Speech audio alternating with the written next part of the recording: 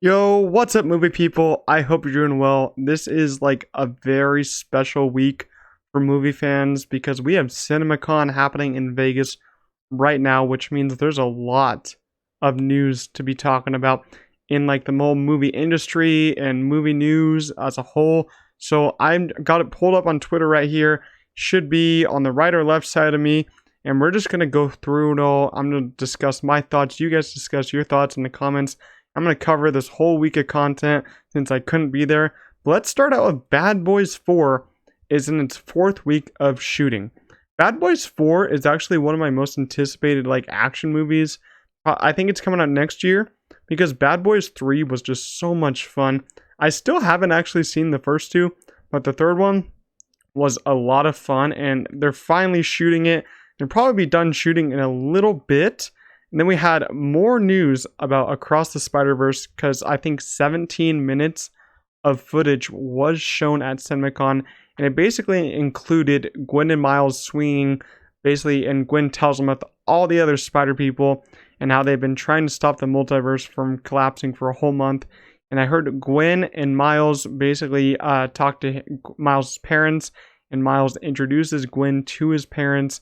Gwen is looking for Spot along the way, and I heard like this movie is just amazing, and they've only seen like 17 minutes. This is just insane. I cannot wait for Across the Spider-Verse because I think it has the potential to be maybe the best movie of the year. I don't know. Maybe that's just me talking, my loving Into the Spider-Verse mind talking, but I feel like this movie will just be so insane. The animation, but they're just showing a lot of like hype for this movie because they showed 17 minutes. That's a lot.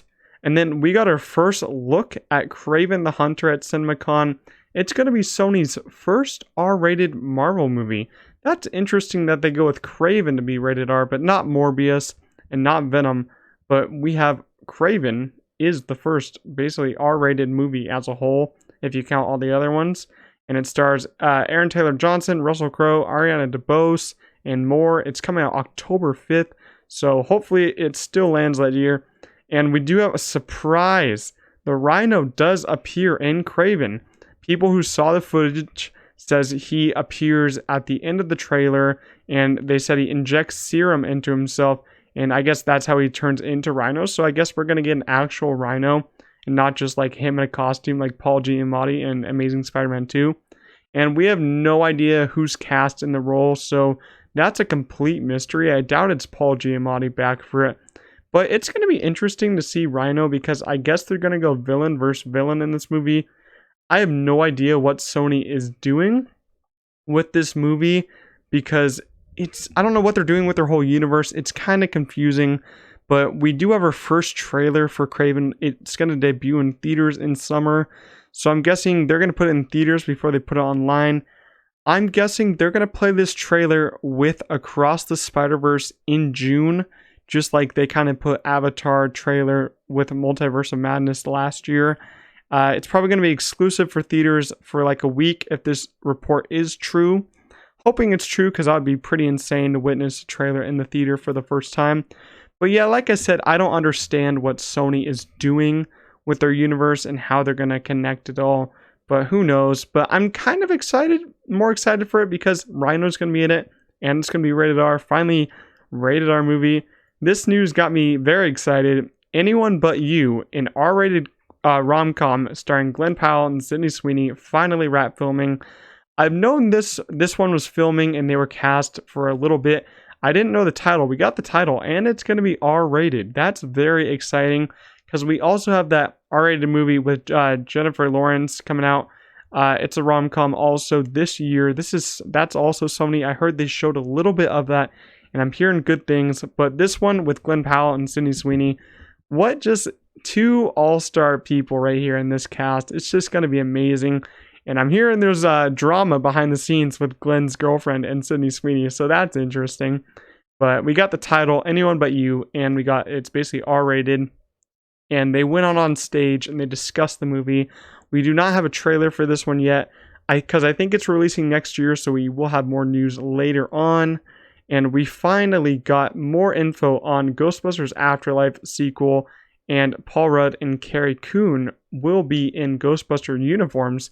That's very exciting. I'm loving how they're just bringing this whole universe together.